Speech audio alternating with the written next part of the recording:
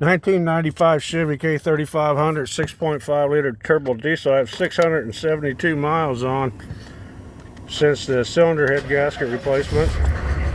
Does start up, doesn't run hot. Charged air conditioner, it leaks a little over the winter.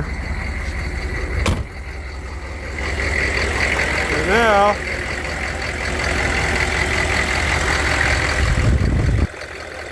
it does seem like I had to replaced the compressor last year, put a new condenser in, replaced this top hose.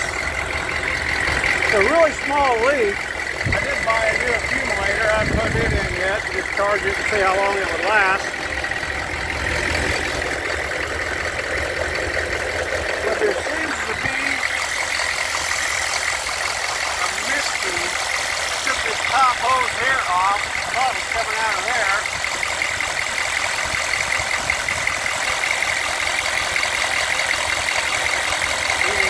See it. It's really not that critical right now, I guess.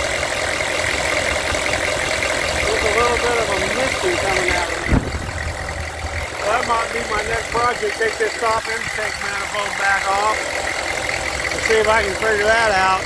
1995 Chevy. After cylinder head gasket, water pump, working on air conditioning. I did use some brake clean and air compressor, and I blew all that off really well.